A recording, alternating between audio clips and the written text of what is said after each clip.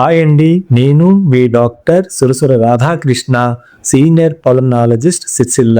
వివాహం జరిగి సంవత్సరం దాటిన మహిళ గర్భం దాల్చకపోయినట్లయితే సంతాన సాఫల్య వైద్య నిపుణులను సంప్రదించవలసి ఉంటుంది. 30 ఏళ్లలోపు మహిళలు నిపుణులను సంప్రదించడం వల్ల సత్ఫలితాలు ఉంటాయి. ప్రెగ్నెన్సీ కోసం సంతాన సాఫల్య వైద్య నిపుణులను సంప్రదించగానే వారికి కొన్ని పరీక్షలు నిర్వహిస్తారు. ఎందుకంటే కొందరిలో పీసీఓడి, ఫెల్లోపియన్ ట్యూబ్ మూసుకుపోవడం, గర్భసంచిలో గడ్డలు కానీ బ్లాక్స్ కానీ వంటి సమస్యలు తలెత్తుతుంటాయి. ఇలా వారి సమస్యలకు అనుగుణంగా ఐయుఐ, ఐవీఎఫ్ ద్వారా గర్భం ధరించేలా చేస్తారు. ఐయుఐ ద్వారా చేసే వైద్యం ఆరోగ్యశ్రీ ద్వారా పలు ఆసుపత్రుల్లో చికిత్సలు పూర్తిగా ఉచితంగా అందిస్తున్నారు. అలాగే ఐవీఎఫ్ ప్రక్రియ ద్వారా చేసే వైద్యం మాత్రం ఖర్చుతో కూడుకొని ఉంటుంది. బ్లాస్టోసిస్టును కొద్ది రోజుల్లో పిండాన్ని ఐవీఎఫ్ చేస్తారు. 15 రోజుల్లో దానిపై స్పష్టత వస్తుంది.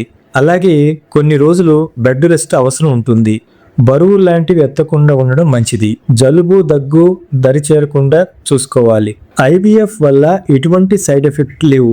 గతంతో పోలిస్తే ఐవీఎఫ్ చికిత్సలు శాతం రోజు రోజుకి పెరుగుతుంది. ప్రజల్లో అపోహలు కూడా దూరం అవుతూ ఉన్నాయి. తల్లి బిడ్డలు ఎంతో ఆరోగ్యవంతులుగా ఉంటున్నారు.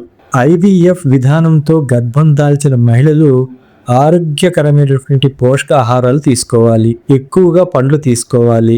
కాయగూరలు, ఆకుకూరలు ప్రతిరోజు తీసుకోవాలి. మటన్, చికెన్ లాంటివి తీసుకోకూడదు. గుడ్లు, చేపలు లాంటివి తీసుకోవచ్చు. నీరు అధికంగా తీసుకోవాలి.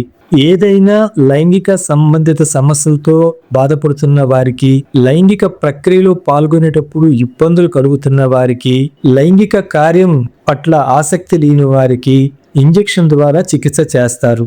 దీన్నే కాస్మోటిక్ గైనకాలజీ అంటారు. కాస్మోటిక్ లేజర్ సర్జరీ ద్వారా మర్మవ్యాలను అందంగా మార్చేందుకు వీలుంటుంది.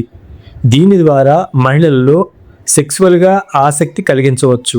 అదేవిధంగా అండాశయంలో అండాలు తక్కువ ఉన్న వాళ్ళకి ఈ చికిత్స అందించవచ్చు.